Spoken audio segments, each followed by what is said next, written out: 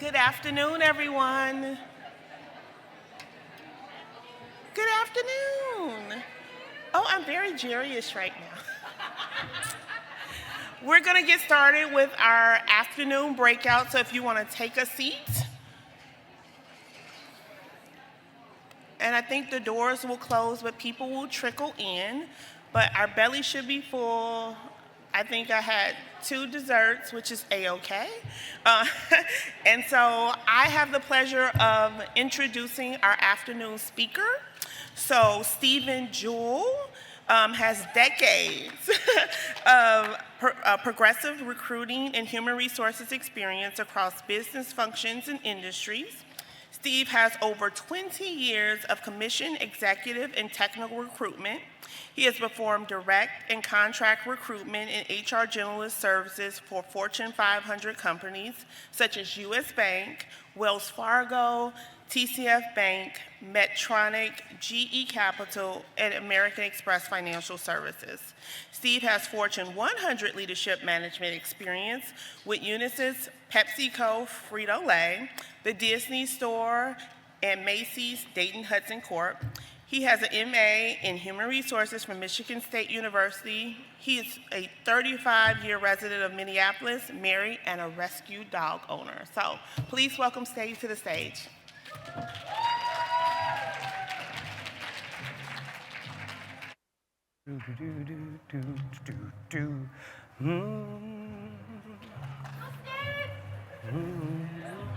Losing my hand.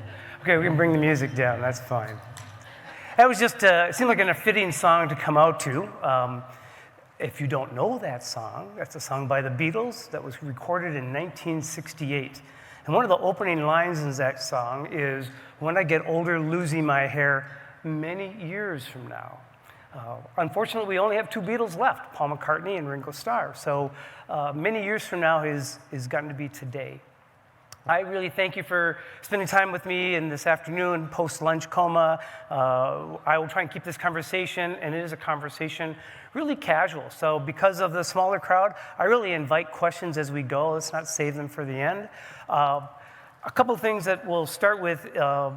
This is a bit of a reunion for me. So for those that don't know me, I was a part of TCSHRM, notice the little button here, up and through 2015, before they came TCSHRM. And of course, we all stand on the shoulders of giants. Right in front of me here is past presidents, past volunteers that have gone on to become board members, presidents, past presidents, part of the administrative team. So if you're interested in volunteering, this is a great organization to grow professionally, make some new relationships, have some fun, like Kirsten over there in the corner, who I've known for 20 years. So it feels like a reunion. Last time I spoke in front of a group of HR people goes back to 2019. Maybe you've heard of a thing called Disrupt HR. It's been in the Twin Cities a few years. MRA Table was one of the first to invite it into the Twin Cities in 2017. I spoke in 2019 on the topic of no country for old men or women. Ageism can't be a flip of a coin. So if you haven't seen the movie, I invite you to see that movie. But that talk was, as you know, the format for Disrupt HR is you get 5 minutes, you get 20 slides, they change every 15 seconds, no bullet points, tell a story through imagery, make it interesting, make it fun, but make it quick. So today I get to expand on that 5 minutes to take up 55 minutes. I promise I've added more slides than I did for that first presentation. Other things to know about today, it is May 10th. On this day in 2013, I met a dear friend named Sue Hawks. She works for EOS, part of the Traction family, and she was a dear friend. She introduced me to my fiance at the time, and we went to Big Bowl in Edina and had lunch together, and she said, "What are you doing after lunch?" And I said, "Well, I'm on my way to Continental Diamonds. I think it's time to go engagement ring shopping." I've been dating my partner for about 4 years, and we had not moved in together. I decided to propose to her on the anniversary of our coffee date. So there's a sense of urgency to go find this ring. So she was like, "I want to go shopping with you. I know people at Continental and they'll treat you right." And so she thought, because I'm kind of analytical, that I'd just go up and stare at the rings and then walk out dazed and confused. Instead, I pointed at a diamond and said, "That's the wedding ring." And so they put an artificial casing on it, and they held it for 3 months for me, probably because I had to pay it off. But the other part was because I didn't want to have it with me, and I told Sue, you cannot tell anyone. You got to swear secrecy for 3 months because I want to have a surprise engagement, surprise event. Anyway, long story short, this is the day that I found the wedding ring. Sue Hawks has been instrumental in introducing me to my partner. The power of connection, isn't that what we're talking about? And that's part of what TCSHRM is about. That's part of what my conversation is. The other thing I want to make sure you're aware of that today is, well, we'll talk about this stuff first, but today is also Older American Month. If you didn't know that the month of May has been celebrating that for over 60 years, started with the JFK administration. We'll talk just briefly what that means. A little bit more about me. I'm kind of a goof. I don't fit the straight and narrow in a lot of ways. Some of my passions and interests are not conventional. I went out for drinks at a fire pit party on Thanksgiving of 2020, 5 feet distance, right? Want to make sure we're being cautious during COVID. But they were sharing around the coffee or around the fire pit and wine that they met some guy who just walked out of the south side of Lake Harriet. He'd been standing in the lake for a couple of minutes. This is mid-November. And when they asked him why he was standing in the lake, he said, well, I just had surgery and my doctor said it'd be really good for my inflammation and my mental frame of reference if I spend some time in cold water. Well, that got their curiosity up, and then they discovered this guy named Wim Hof. If you don't know who Wim Hof, he's considered the Iceman. He's got tons of stuff on YouTube. He has a breathing technique that he's advocating for anyone to help you regulate your sympathetic nervous system, your cardiovascular response, how you fight off disease or fight off infection. So my combination of Wim Hof learning and ice dipping, I'm considered a submergent. That picture was from a photographer's exhibition at the Guthrie. These are friends of mine that I'm in the water with. I don't call it plunging, because plunging is what you jump in and you jump out. I spend 10 minutes every time I'm in the lake. So the whole idea is you want your body to acclimate. That fight and flight discussion we heard earlier, it's the same thing. You get in that cold water, the first thing you want to do is start throwing F-bombs and then get the heck out. But once you get beyond the first 30 seconds, you relax your breathing, you slow things down, your heart rate slows down, and actually gets very zen. So I'm not going to go deep into why you should or consider deep water or cold water submersion, but there's lots of research out there about the health benefits, the mental health benefits, the social relationships that can come with it, the peace of mind. It's kind of my daily meditation. Some people, my wife's a Buddhist and she chants, and other people do yoga, and other people practice poetry. Find what's you, but this is me. That's what I do for fun and enjoyment. The other picture, before I get into the presentation of ageism, is I used to be a marathon guy. In fact, I've done 17 marathons. And so you think that would make me kind of a tough guy, right? Oh, no. Anybody can struggle through 26.2 miles. You really can. And this picture was the last marathon. I had a knee injury 6 months before that, kind of a bone-on-bone arthritis, and I tried through an orthopedic to do, a cortisone injection. I even tried what they call a chicken comb, synovial fluid injection. None of that worked, so I had to stop training. It really was bone-on-bone. But I bought the tickets for my spouse and I to go. I had the registration. First 7 years of professional life was in Dallas with Frito-Lay, which was a great learning experience. They had a run club. That's got me into running, even though I was still smoking at that time. Did my first marathon as a smoker, a 4-hour marathon. But out of that got the juices going for marathoning. So fast forward 35 years, I thought, what better way to put a bookend to my running career to go back 35 years later and make that my last marathon. So my first, my last. But because I knew I wasn't going to run for time, let's have some fun. It's December 7th. It's December 8th. It's the holiday season, so I decided to go as the Grinch. So I bought a green outfit, painted my face, and handed out candy canes to kids as we ran the course. That little heart that I'm wearing did get bigger with every candy cane I handed out. So I think my running days are over. I did mention in my bio, I just had a knee replacement. Anybody else have an artificial part, a knee, a hip, a shoulder, a wrist? it's going to be more common, trust me. More and more people are having these things done. Mine wasn't out of pain. It was out of lack of trust of my knee going up and down stairs. So in any case, it's 52, 53 days since my knee surgery. You can't hardly tell. I can jump up and down. But I won't be doing any more marathons. My goal is to take my dog around the lake. Her name is Roxy, and so this is partly for her and partly for keeping an active lifestyle. I like to ski, I like to bike, so I'm on my way back, and that's the good news. So yay to TCSHRM and this concept of architects of change. I worked for a couple of different companies here in the Twin Cities, AEC companies, companies called SRF, Sambatech. These are civil engineering firms, and they don't just do things willy-nilly. Design is everything when it comes to roads, bridges, pathways. So design is a collaborative effort. It's not something one person does alone. So when I think about TCSHRM and the idea of agents of change or architects of change, it's going to take a collaborative effort for whatever initiatives we want to take going into 2024 and beyond. So I think it's a timely topic, a timely theme. And it has to be done with data. It has to be done with business objectives in mind, with ROI in the initiatives. Why are we doing this? As I mentioned, it is May. It is the Older American Month. That might mean different things to different people. It's not just about employment. In fact, it has very little to do about employment, but more about how do we take care of our elder population. Because nobody in this room is going to get out alive.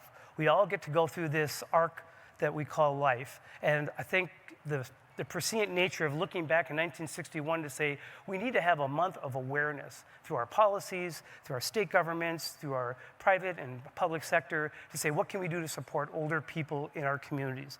And that can be a number of social services and education. So I'm glad this is the month for that. And this year the message is connection. Does anybody know who this guy is? Is there anybody old enough to know who Monty Hall is? So this is an old TV show, started I think in 1963. He ran it to 1986. And the premise of the game is he would pick people out of the crowd in costume, like the Grinch, and say, you are now our contestant, and here's $300. You can keep the $300, or you can gamble on what's behind door number 1, door number 2, or door number 3. So it's a game of probability, a game of chance, a game of luck. So the good news, bad news is there is always a surprise behind one of the doors. You say, well, here's my $300. I'm giving that back. I want what's behind door number 1, and it's a donkey. So you're kind of, well, okay, maybe that wasn't a good trade. Maybe I can trade up one more time. But somewhere in that 3 category would be a trip to Malibu or some furniture from some, custom designer. But there is always a donkey on one of those doors. I share this today because I think there's a 3-door game that we're playing, but it's kind of fixed because behind door number 1 is age, which is we all get to go through the aging process. Behind door number 2 is the last years of life, or the fragility that comes when you're older and can't take care of yourself, whether it's assisted living, nursing homes, but that fragility stage where we spend a lot of money in this country on those last 2 years of life. And no one wants to guess what's behind door number 3. But the idea behind the game is chance. And what I want to talk about is these 3 stages of aging, failing years, less about that and less about death, but more about what are you doing during your aging process, especially from a recruiting HR perspective. You may recognize this nod to Lord of the Rings. I want to do a disqualifier. Unlike other people here today, I don't have a book. I don't have a podcast. I'm not an actuarial. I'm not a historian. I'm not an economist. I don't blog. I don't have a YouTube channel. I don't even post stuff on TikTok. So I'm really pretty limited in terms of how I get my message out. So as I'll talk later about why me and why this topic, I just wanted to make sure that you understood that sometimes presentation isn't about being glossed over or glossy and highly rehearsed. This is the first time I made this presentation in front of anyone, so your feedback will be greatly welcomed. But if you may recall an election in 1992, the guy named Ross Perot. Ross was an independent candidate that ran in 1992, and his VP candidate was a guy named Admiral Stockdale. And Admiral Stockdale came to the VP debate, and he got in front of the podium, and he said, "My name is Admiral Scott Stockdale, and I don't know who I am and why I'm here." And of course, everyone chuckled because that's really not the way you kind of want to introduce yourself to the national audience. But what he was really saying was, I'm 30 years in the military. I'm not an inside politician, so I'm not really sure why I am here. Who I am is a military guy. I'm not a politician. So I stand in front of you to say, I'm not all those things I'm a disclaimer of, but what I am is one of you. I spent first part of my career as an HR generalist, dealing with OPP, other people's problems. I purposely got out of HR. I think there's a 12-step program for HR, but I got out of HR and moved over to the talent acquisition side, and I'm going to not bare my chest for any other reason, just to show I am a hunter. So I believe in recruiting. I like going looking for people. I like the hunt. I'm not so good on maintenance and filling open chairs and rotating cycles. I've done high volume recruiting. I know what it's like to fill evergreen positions, but that's not the juice. The juice for me is going on the hunt. So clearly I did not go to art school, but I like this image for a couple of reasons. One is it shows post-World War II what the baby boom generation did to the institutions in our country. So the boa constrictor is our society. The elephant, of course, is the baby boomer generation flowing through. Clearly, we're not out the back end yet. So there's still some residual effects that Gen Y, Gen Z, and X are going to deal with this baby boom population as we pass through. The other reason I really like this image is my first job when I was 13 years old. I grew up in Duluth. My first job was through a program called CETA, City Employment Training Act. And it was a state federal matching fund program to help low-income, moderate-income families get their kids out of the house for the summer and get them to do something. So I was really excited about the job. I went going down to the city hall and filling out an application. And they called and said, "We got your job for you. It's for 12 weeks. It's at the Duluth Zoo." Anybody been to the Duluth Zoo?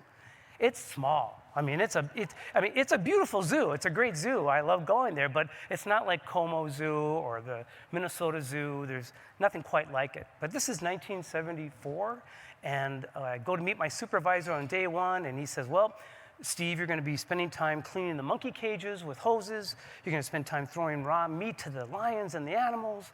And, oh, by the way, we have an elephant named Betsy, and she lives in this Riverstone housing, and that's also her bathroom.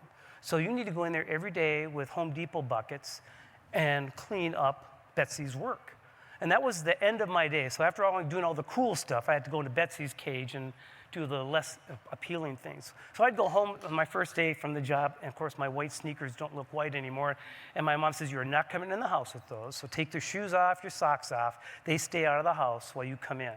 So I did that for 10 weeks. My rate of pay was $1.25 an hour. And I was thrilled to get a paycheck for 25 hours a week at the zoo.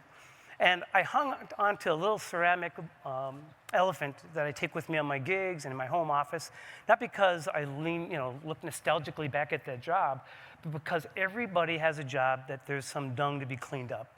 And it's good to remind yourself that even in a bad day, there's some of this that comes with it. But in the general, life is pretty good. Employment's really good. But don't forget where you come from. Don't forget that you get to do some of the cleanup as well. So, where do we go from here? There are 30 million boomers in the workforce today. We're only exceeded by Gen Y. I guess it's time to kind of maybe take a look at ageism and why it's the last accepted prejudice. So my assertion is ageism is everywhere. It's one of the most normalized type of discrimination that we have in our country.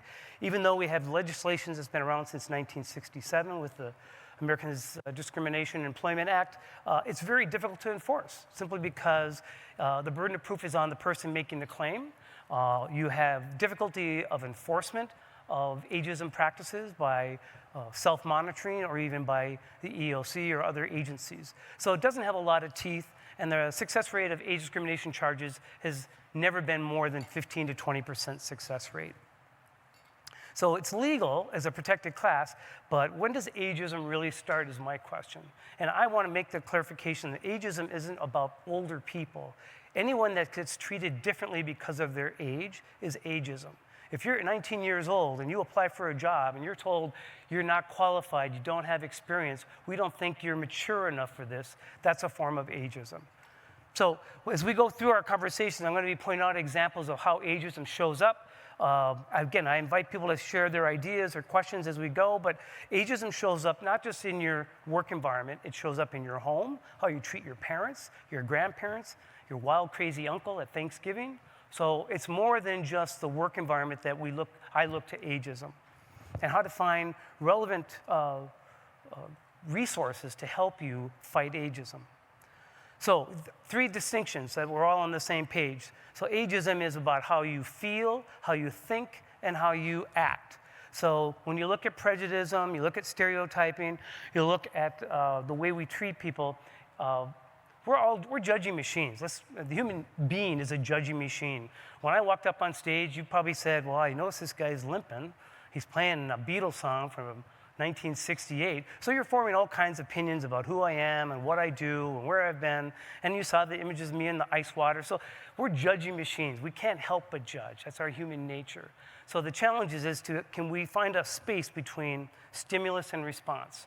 So you see a guy in a red outfit, before you go to he's this, he's that, can you leave a space for interpretation, for questions, for curiosity? So again, old school reference. This movie came out in 1980. Anybody have that earworm song in their head? Ba-dum, bum, bum, bum, bum, bum, bum, bum. So everyone knows Dolly Parton pretty well because she's still very active, but all of these actors are still alive today. That's Jane Fonda on the far left, Lily Tomlin in the middle, Dolly Parton, and Dabney Coleman. This movie was about sexism, and if you remember, there was a term before everything turned white collar called a pink collar, or the administrative pool. When women were entering the workforce, there was not a lot of opportunity for them to move into management or leadership roles. So this movie kind of highlighted the challenges of women in the workforce fighting sexism and patronizing managers, misogyny, obstacles for opportunity, obstacles for equal pay. Some of those things still exist. I'm not minimizing that. But think about it. This is a 45-year-old movie. It's pretty amazing to think that, I say 9 to 5 could now be called 19 to 65 because 19-year-olds face some of those same challenges of entering the workforce as 65-year-olds have in staying in the workforce.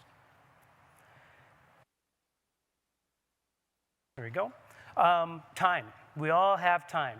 Time's a funny thing. Well, you ask a 4-year-old what's old, and they'll say my parents. You ask a 60-year-old what's old, they'll say, my aging parents at 85. You ask an 85-year-old, they'll say anybody older than 85 is old. So it really does come down to your point of view. Funny thing about time is it does fly. I mean, I haven't stood on a stage in 5-6 years. I haven't been to a TCSHRM Conference since 2015. Time just keeps moving. The key, though, is you're the pilot. You get to decide how you use your time and where you spend your time.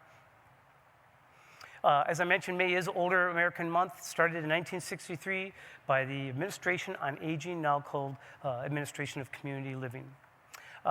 If a child is born today, and I don't know if there's anybody in the house that has newborns, that child has a 50-50 chance of living to the age of 95.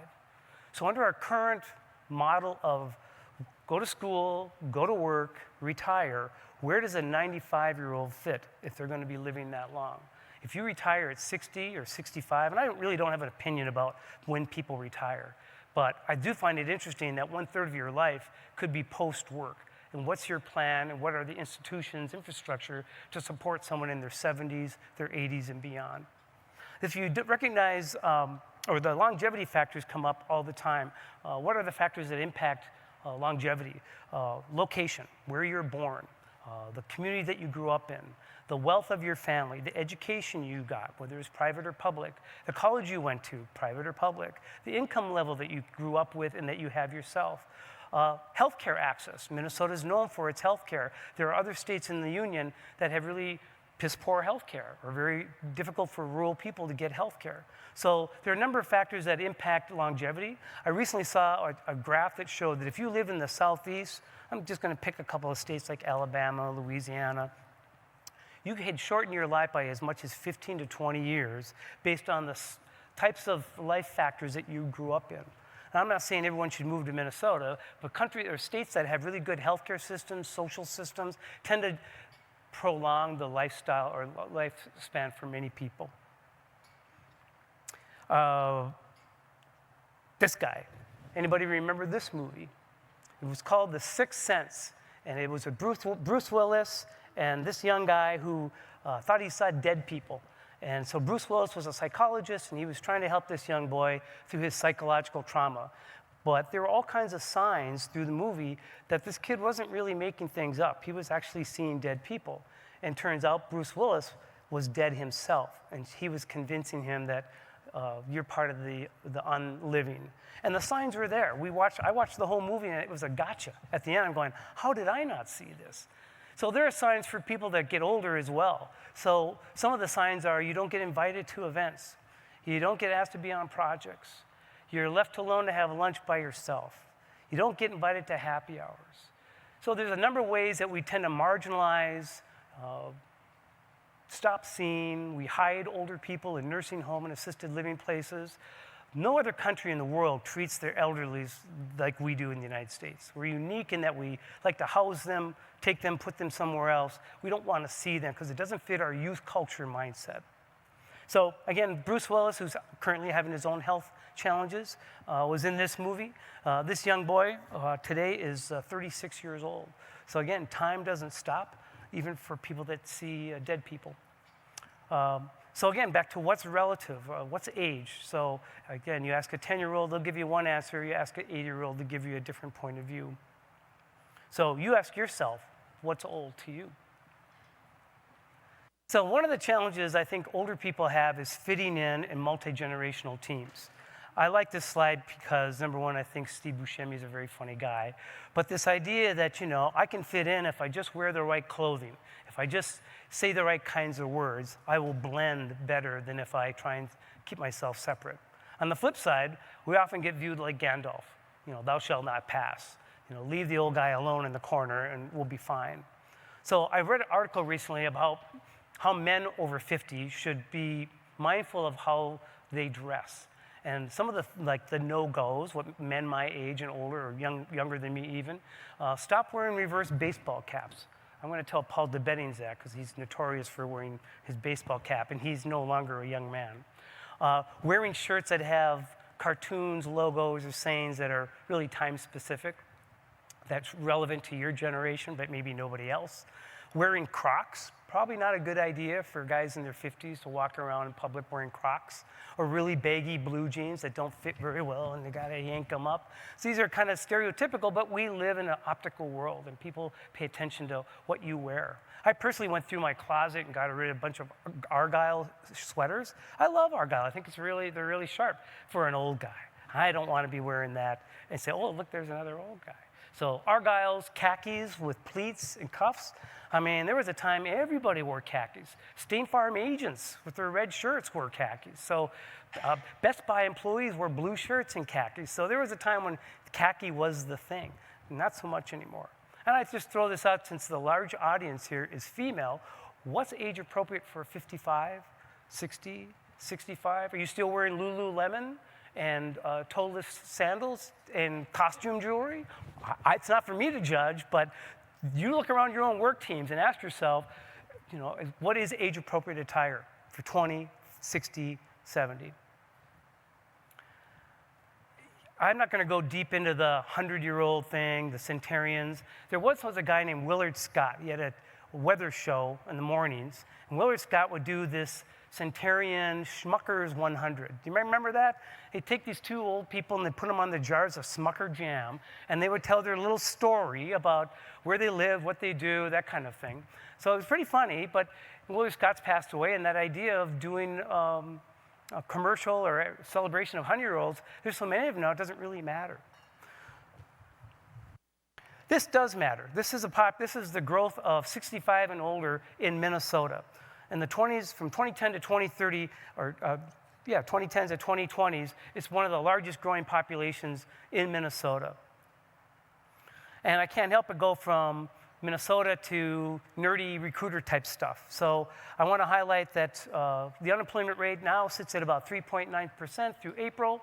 175,000 jobs were created in April, down from March, down from February. I sat on a podcast yesterday by Chad and Cheese. They do a podcast, and they brought in a guy from LinkedUp, the CEO of LinkedUp, and he said, we're in the Goldilocks stage of recruiting, just the right balance of open jobs to people looking for work. And yet we have over, I don't know, how many, 8,500 people looking for work right now in the country. So it's kind of a weird balance of people looking for work. I'm not sure how we have this Goldilocks syndrome with that kind of disparity of open jobs to open people looking for work. The new age of aging. So this is a relevant statistic that the fastest growing segment, I think Johnny mentioned it this morning, is that 65 and older age group, followed only second by the second fastest growing segment, which is people in the labor force of 70 and older. So how does that align with your hiring practices if you're hiring people at 30 and under when the most available and readily available population is 60 and older? And what are your strategies to go after and recruit people of that background? Yes, 8.5 million job openings at the end of March. And we're at, I think, somewhere about 6.5 million jobs between openings and people looking for work. So there's a pretty significant gap. I want to throw this statistic around trades because we spend so much time talking about white collar. I think it's relevant to look at the trades and people that maybe don't go on to a college education. This is just from the Trades Association talking about the openings that they have in various skill sets. I blew a fuse in my house yesterday, one of those outlets, it arced and got all black and everything. And so I had to take the box off, kill the circuit breaker. And I don't know, I'm not an electrician. So I called up my local warehouse, hardware store and said, well, maybe we can get someone there on Monday, and it's going to be $130 for the first half hour. So there's a skill out there that's in demand, because I sure don't have it. But people are aging out in the trades, and we're not backfilling people in the trades with people at 18, 19, 20 as a non-traditional career path. And equally, people that are in the trades, just because they're in their 50s and 60s doesn't mean they don't want to keep working. They just can't be roofing anymore. They can't be pouring concrete. They don't want to be driving truck cross country, even at 170,000 for, was it Amazon or wherever that UPS was driving a truck. Have you ever met a truck driver at the age of 70? They're a hot mess because they've been driving truck for 40, 50 years. So we need a way of looking at reskilling older workers in not just white collar, but also in the trades. So let's get into some of the things that you can do to make sure that you can reduce ageism in where you work. So some of it comes down to the basic things around education. And that means you have to educate yourself about your existing workforce. You have to have the data so you can make logical decisions about what first steps need to be taken. So whether you're using BI analytics or you have a dashboard, or if you're more blocking and tackling, doing it through Google Docs and Excel spreadsheets, look at your employment roster, who's born when, who was hired what date, who's been in what job for how long, what's your population arc by function, by department, so you can start to put some plans together for the next 3 to 5 years at minimum. Use some of the research that's out there for communication. Sending a blanket email isn't very enrolling or doesn't give the why behind some of your strategies and policies. So look for intergenerational ways to bring people together. I worked at a company last year called CSM. They're a commercial real estate company downtown. And I helped them for a couple months because they just hired a new talent manager and they were redoing their HR business team and they just needed some help on some short-term recruiting. So when they hired me, though, I joined the same time as a group of interns. So I got kind of grouped in with these college juniors, seniors, and that was fine, but we sat at this table and they all went around like what school and what department in, and they looked at me like, what's your department, Steve? I said, well, I'm in recruiting. And I said, are you an intern? I go, well, kinda. I'm here for 3 months and I'll maybe write up a paper about my experience. I don't know. But the idea of how do you spend time with people half your age? How do you purposely meet people that are not like you? Don't sit at the same lunch table or hang out with the same people. How do you purposely find people younger than yourself and create multi-generational teams? Maybe you've seen this movie, The Internship. It's got, what's his name? Owen Wilson and Vince Vaughn. It's about 10 years old. But the whole idea is these younger men that are struggling to find their entrepreneurial mojo. They decide, well, let's go join Google. We'll get some good credibility, maybe some financing. So they join Google as interns, and they have to have a team, and they have a competition. If you've seen it, it's kind of fun. It's pretty light, fluffy stuff. But the idea is that, we all struggle with our personalities, and how do we get together and work together and have a great outcome. It's a great story, but it's a Hollywood take. And if you look at that image, there's nobody on that picture that's older than 45. And very few movies make any reference to aging female workers. Unless you're thinking of Meryl Streep in, what was that designer movie? Devil Wore Prada. Maybe that's an example. But even there, she wasn't giving up anything. She was just saying power is earned and kept, not necessarily shared. But on the right side, the other picture, that's me with a group I worked with back in 2019, 2020, called Long-Term Care Group. And there I was one of 5 decades of workers. So we had people in their 20s, 30s, 40s, and 50s, and me in the 60s. The other angle to this is I was the only contractor. So we had a birthday party, so we wore beanies too, but there was no Black Friday, no black balloons, no Lordy, Lordy, look who's 40. It was meant to celebrate people and finding some things we have in common. But I will tell you, there were challenges even having 5 decades together. Everyone has their own language, their own cultural references, what they like to watch, stream. So it's not simple to have that water cooler conversation. What did you think of last Friday's this weekend's Eurovision competition? Not everybody's going to watch Eurovision. I'm going to. So other things to share. There's a lot of this stereotyping or mything around, hey, look, you old people, you got all the money, just go away, disappear. And the reality is, people over 50, less than 1/3 have more than $50,000 saved. Now, that's across the spectrum of all workforce people. But the idea that you think people in their 50s have this big stash of dough waiting for them when they retire is just not true. Many people don't have pensions if they're in the private sector. So what used to be the 3-legged stool of Social Security, pension, 401k, personal savings, it's a pretty wobbly little stool now because people are jumping on Social Security earlier than they ever have before. Many people did that during the pandemic, realizing they can't live just on Social Security and their savings. So now they're trying 2 years later to get back into the workforce, challenging as that can be. So the idea that there's this great retirement waiting for people. Not everybody wants to retire at 62 or 65. And maybe it's on the employer's part to help people design a way to reskill, repurpose, maybe boomerang, maybe go to fractional work, maybe go to part-time work. So why would you let that knowledge walk out of your organization just because they hit a certain number? And of course, the thing is you're taking jobs from younger generations. And I mean, I hear the argument, but what jobs are we taking? I don't think many 65-year-olds are taking digital marketing roles. So ask yourself, what roles are being taken by older adults? And I just think it's a false argument that we're taking jobs away. And that we cost too much. I've been independent contractor for about 14 years now. And I have an hourly rate that I like to offer up, but I'm flexible. There's some places I can charge more and some places less. Some let me to work from home. Some say we want you in 2-3 days a week. So assuming that people are expensive and you can't afford them goes without any inquiry, any kind of exploration. A lot of people would rather have flexibility and enjoyment than necessarily a matching paycheck to their last job. So let's talk about how to reframe this conversation. This is an opportunity for HR functions to do things like do your research on your internal organization. Map up messages that you want to communicate. It doesn't have to be an all or nothing thing. Maybe it's done in stages, but let your organization, let your leadership know that we are going to be moving towards a more inclusive workforce, which means we address everybody. If you look at the conversation earlier, I heard about DE&A or DE&I. Very few people look at the older worker as part of that umbrella. In fact, less than 8% of companies that even say they include age as part of their DE&I. So most companies don't even look at age under any umbrella whatsoever. So I was talking to someone who works at Wells Fargo, and big enterprise, of course, and they actually have a VP of generational connection. I'd like to meet this person because I think I'd have a few questions about what are the initiatives that Wells Fargo is doing to have this multi-generational dynamic going. So there's more that can be done around communication, around decreasing that implicit bias. I have a mixed view about bias training, but that there should be some initiatives that you can take to at least bring the awareness level up in your organization.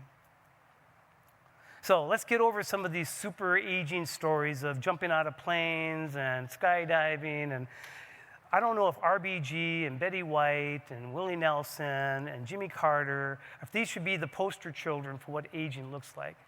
Because most people don't have that kind of lifestyle in their 80s and 90s, but they do get held up as examples of what you can do. I also am not a big fan of sensational bait click like silver tsunamis. I think the language is sensational. It implies a threat, a danger, when really it's more like water crashing against the rock, the slow erosion. It doesn't happen overnight. It's a process that takes place. We've had demographic data for 40 years that told us this was coming.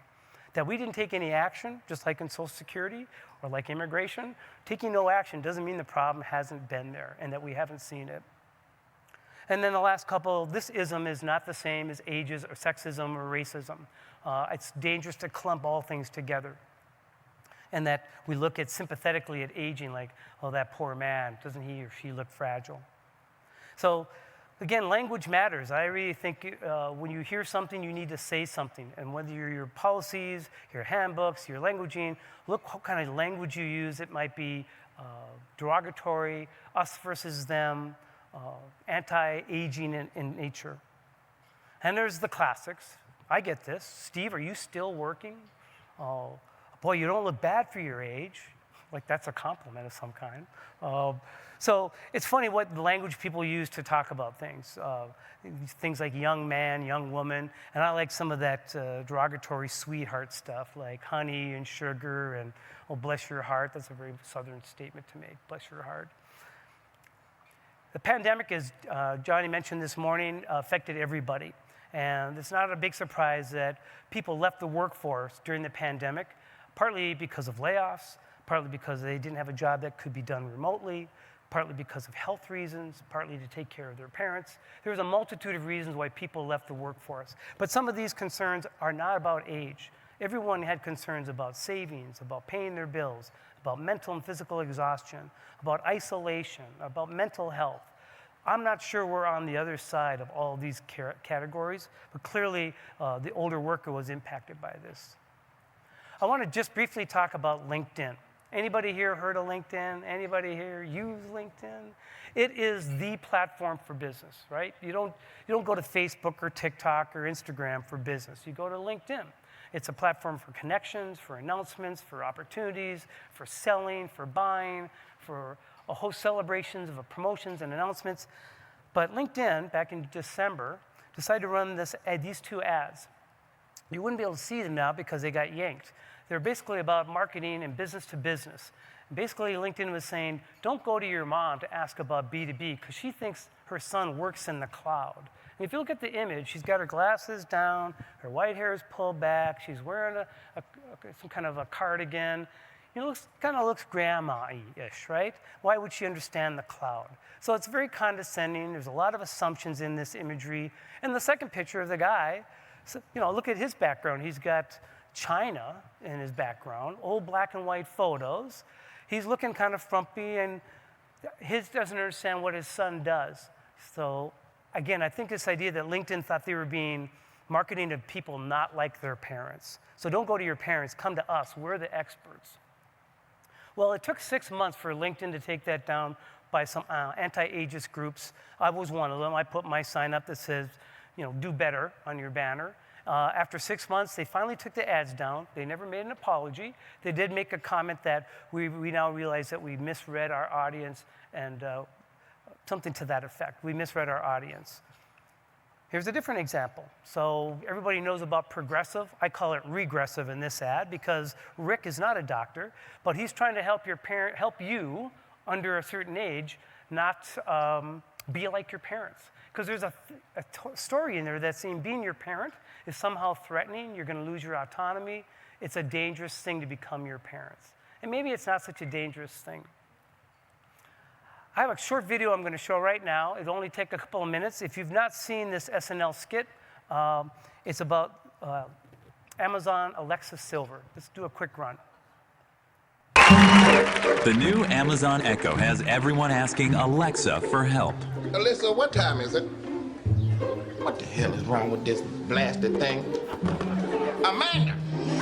But the latest technology isn't always easy to use for people of a certain age. These kids done bought me a busted machine again. Odessa! That's why Amazon partnered with AARP to present the new Amazon Echo Silver, the only smart speaker device designed specifically to be used by the greatest generation. It's super loud and responds to any name even remotely close to Alexa, so they can find out the weather. Allegra, what is the weather outside? It is 74 degrees and sunny. Huh? It is 74 degrees and sunny. Where? Outside. What about it? The temperature outside is 74 degrees and sunny. I don't know about that. The latest in sports. Clarissa, how many did old Satchel strike out last night? Satchel Paige died in 1982. How many he get? Satchel Paige is dead. He what now? Died. Who did? Satchel Paige. I don't know about that. Even local news and pop culture. Anita, what them boys up to across the street? They are just playing. They what now? They are just playing. You say they just playing now? Yes, they are just playing. I don't know about that. Pair it to smart devices like your thermostat. Alessandra, turn the heat up. The room is already 100 degrees. Are you trying to kill me, Alize? The new Amazon Echo Silver plays all the music they loved when they were young. Angela, play black jazz. Playing, jazz. It also has a quick scan feature to help them find things. Emilia, where did I put the phone? The phone is in your right hand. And it has an feature for long rambling stories. So then I gave him $5, and he said I only gave him $1. I said, I know I gave you a $5. Because I only had a 5 and a 1 on me. And this is the $1 right here. So, I mean, you tell me who's crazy. Amazon Echo Silver. Get yours today. I said get yours today. To order Amazon Echo Silver, send a check or money order to Amazon.com right now. Okay, that's pretty funny. You gotta admit, that's pretty funny. But there's a lot of baked-in stereotypes into that. So it's okay to laugh at things. I think most old people would laugh at that commercial or that skit. But we have to ask ourselves, are we discrediting this huge consumer market? These people buy cars, they buy condos, they buy clothing, they buy stuff for their kids, their grandparents. It's a big consumer market. And if we're gonna be condescending to them, they will go where people are treating them differently or treating them better. So as a business opportunity, as a salesperson, you should ask yourself, who are we marketing our products to? I go back to the old days of car keys that we had to turn the key to open the door. There was before fobs. Fobs revolutionized the way we enter our cars, as did push-button starts. But back in the day when early 2000s, that was a luxury car, they decided to bring in a design team that included older people. Because older people had difficulty getting the key in the keyhole, or they would drop their keys, or they wanted the simplicity of pushing a button. Safety, security, accessibility, convenience, everybody wants these things. It's an $8 trillion industry for the people in the Gen X and Boomer generation. So if you're a business and a marketer and you're not paying attention to that market, you're missing out. And I would put older people on your design teams, whether it's your multi-generational teams or in your product design, to say, what's your point of view on this product, this service, this idea? I'm running a little short of time, so I want to get through a few more slides. This is an ad that I saw on LinkedIn. Johnny mentioned earlier that AI is going to be part of everyone's life, and it already is in the recruiting space. I should have asked in the beginning, anybody in this room exclusively a recruiter? Anybody just recruit? Okay, a couple. How about people that have a blended role where you get to recruit and be a HR practitioner? I'm guessing almost everybody else. Well, as in the AI world of recruiting, which is a hot topic, you can't go anywhere without hearing about AI for job descriptions and resume screening and resume writing and advertisements. This is an ad that ran on LinkedIn back in February, and I didn't know the person that created the ad. I just saw the company name, but it was endorsed by someone I knew. If I took a look at this picture, I'd say, do I see me in this imagery? So this is an engineering prompt that said, AI, generate an image with a bro culture where everybody wears beards, and throw in a couple of females and maybe one black person. You can't really tell from the way the images are set up. And maybe one dude in glasses that might be 50 with some gray hair. So it's kind of the old idea of garbage in, garbage out. If you're not being consciously aware of who you're marketing to, you get a bro culture ad like this. And I commented it to the person that said, this is an AI-generated ad, but I think you missed the mark. And I got a little blowback saying, how dare you attack me or attack our company? And so I'm of the mindset that says if you see something, you say something. And that's true for inside your own organization. I want to briefly mention that I'm looking for examples of companies that are doing it right or at least making an effort. Trane is an international manufacturer with environmental products. A good friend of mine works there, and he was telling me about their My Encore program. They start talking to people at age 50 to 55 in their organization, asking them, what's next for you? Would you like to stay in your role? Would you like to do something different? What kind of education or training, cross-training would be helpful for you? Do you want to retire? When would you like to retire? Can we assist you with financial planning or some support around how that's going to look if you go light switch off, or if you're going to go fractional, if you want to go part-time, if you want to go away for a sabbatical and come back and work. So I'm looking for examples of other companies doing something novel and unique around the older worker. So I'm open to any feedback or ideas you hear about. As I mentioned, Wells Fargo has a multi-generational VP of connection. Other companies are doing some interesting things. Best Buy has an inward mobility program that they're piloting, because like all retail, your business goes up and it goes down. So that's turnkey, they hire, or like a turnstile, they hire, they fire, they hire, they fire. They're trying to find a way to retain their talent. It's by redeploying people in different areas instead of letting them go. It's a pilot. They ain't got it figured out, but they're bringing in all the right people within Best Buy to kind of work on this. So again, I'm looking for examples, if you have any, small, medium, and large, of companies that are doing something around multi-generational work.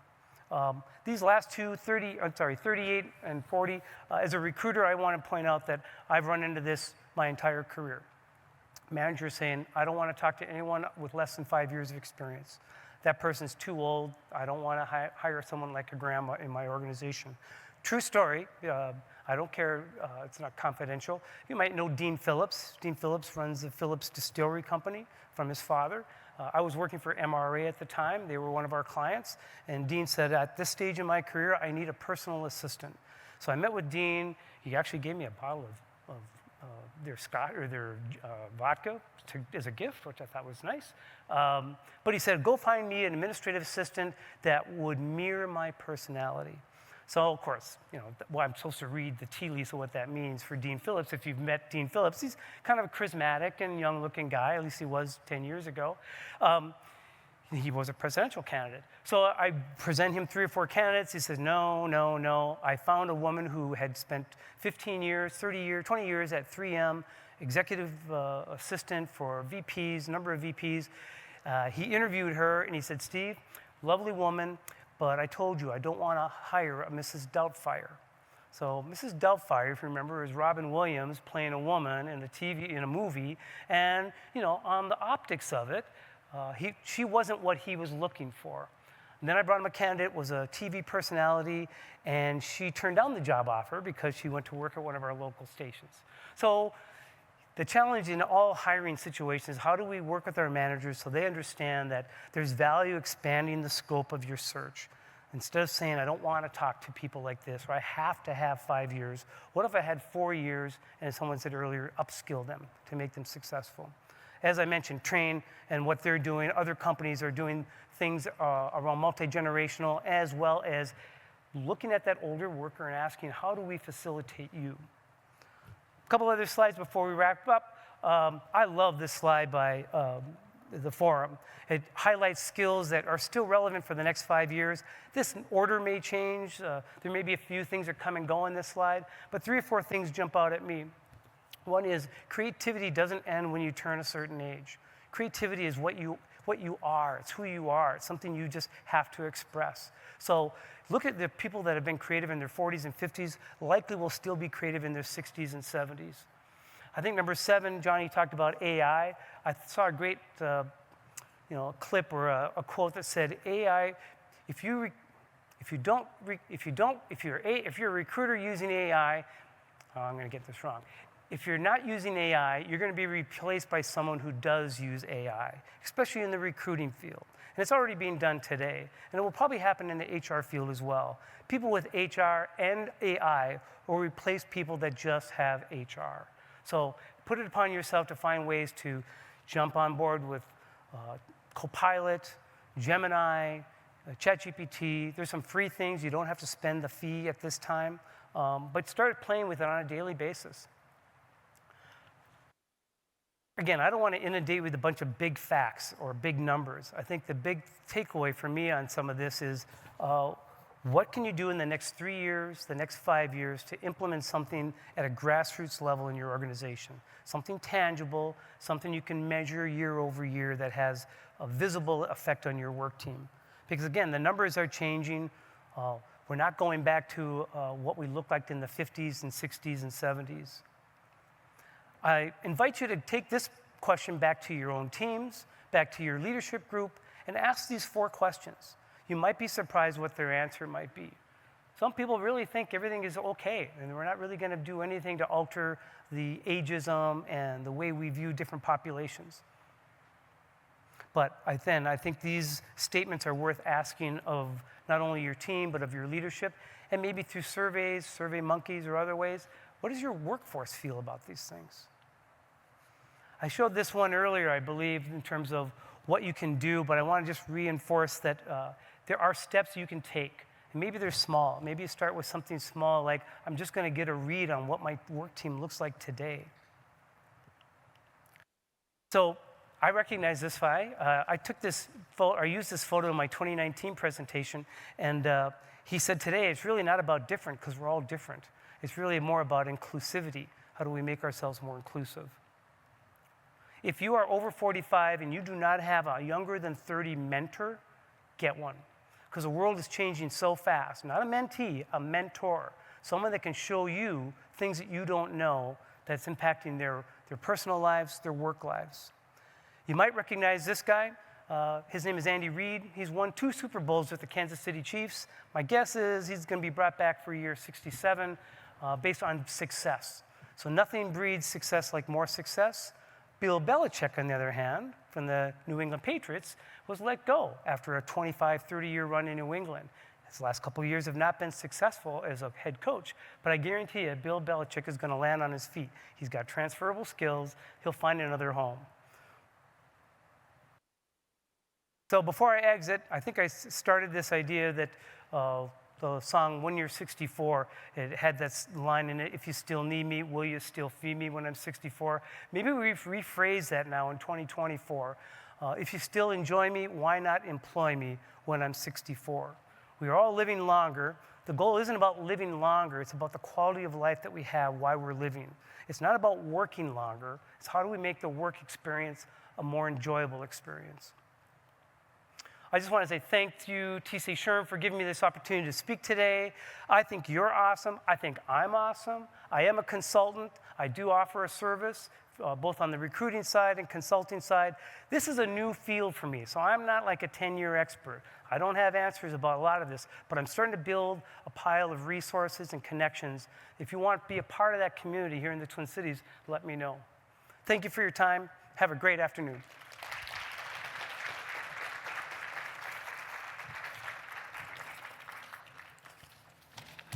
On time. Not bad. All right. I'll grab my water. Thanks. So thank you again to Steve Jewell for presenting today. We would love your feedback on this presentation. So if you go to TCSHRM Linktree and select SurveyMonkey in the afternoon speaker, you'll be able to provide some feedback. So, the next agenda item we have is our exhibitor break and the start of happy hour. So, if the bar is being set up now, we invite you to go out there, engage with the exhibitors one more time, get a drink, and then come back in because we will end the day here in the ballroom at 3:10 for our afternoon movements with Nikki Peters. Enjoy the rest of the conference.